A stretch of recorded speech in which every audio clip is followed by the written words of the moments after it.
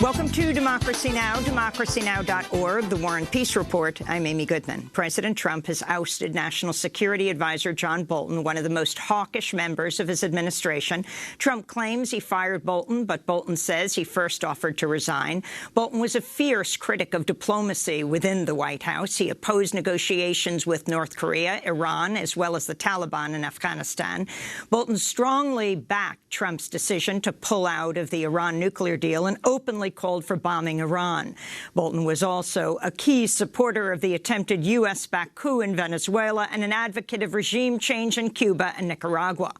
John Bolton becomes the third national security advisor to be ousted by Trump so far. In a tweet announcing Bolton's ouster, Trump wrote, quote, "I disagreed strongly with many of his suggestions, as did others in the administration," he said. Secretary of State Mike Pompeo later made a similar comment.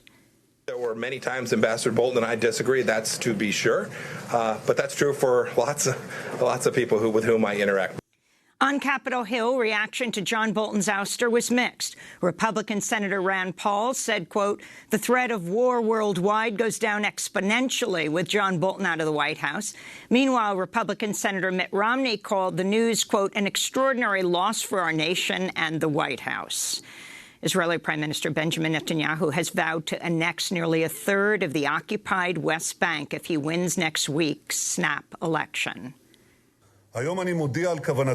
Today I'm announcing my intention to apply with the formation of the next government, Israeli sovereignty, on the Jordan Valley and northern Dead Sea. Netanyahu's pledge was widely denounced by leaders in the region, in part because it would crush hopes of an eventual Palestinian state. Longtime Palestinian negotiator Saeb Erekat said the move would add to Israel's long history of violating international law.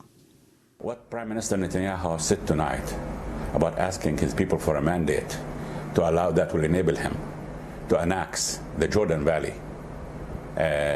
is paramount to a war crime. Annexation of occupied territories is a war crime.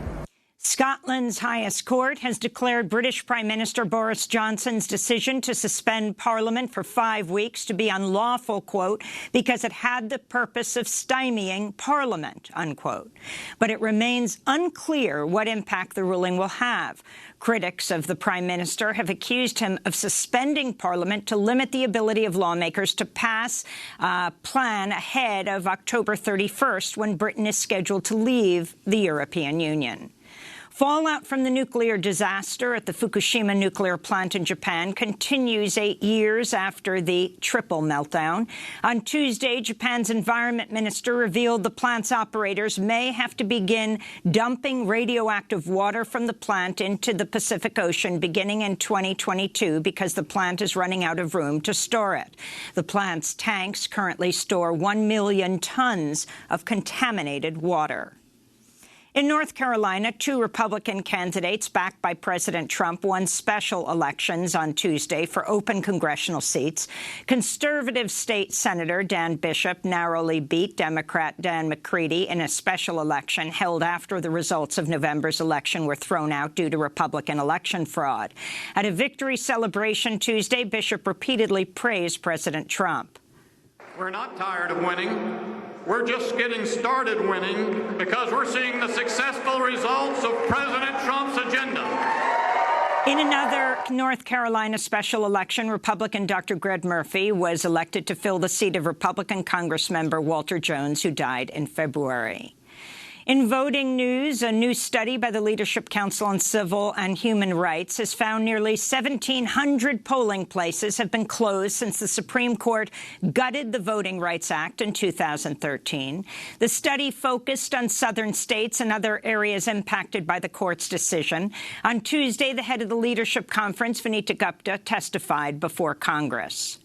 Polling place closures and consolidation can be a pernicious tactic for disenfranchising voters, particularly voters of color, older voters, rural voters, and voters with disabilities.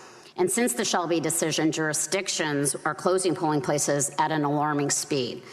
In California, lawmakers passed landmark legislation Tuesday forcing companies like Uber and Lyft to treat contract workers like employees. The bill, which was passed by the state Senate, is expected to be green-lighted by the Assembly, has massive implications for the gig economy, and will affect more than 1 million workers in California. App companies like Uber, Lyft, and others have come under increasing pressure to address rampant worker rights abuses and lack of basic financial security for drivers, while company executives rake in millions. Uber co-founder Travis Kalanick recently purchased a Manhattan penthouse for $36.5 million. In July, Uber co-founder Garrett Camp purchased a Beverly Hills mansion worth $72.5 million, the most expensive sale ever in the upscale neighborhood. New data from the U.S. Census Bureau shows 27.5 million Americans lacked health insurance last year. This marked a nearly 2 million person increase over the previous year. House Speaker Nancy Pelosi blamed the increase on what she described as President Trump's, quote, cruel health care sabotage. In other health news, a sixth person has died in the United States from lung disease related to vaping. An additional 450 people have suffered lung illness. The Centers for Disease Control and Prevention has launched an investigation and has recommended people refrain from using any electronic cigarette or vaping device until more is known about the epidemic. A former top official in the Federal Emergency Management Agency was arrested Tuesday for allegedly taking bribes from the head of a company who received $1.8 billion in federal contracts to repair Puerto Rico's power grid after Hurricane Maria devastated the island in 2017.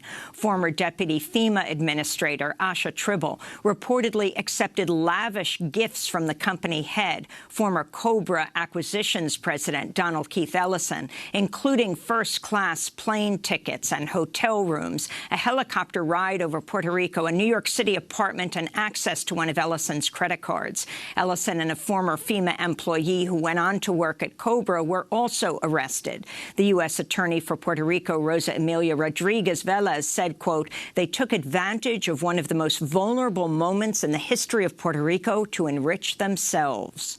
While President Trump has repeatedly accused Puerto Rican officials of being corrupt, none of the parties involved in the bribery scheme were Puerto Rican.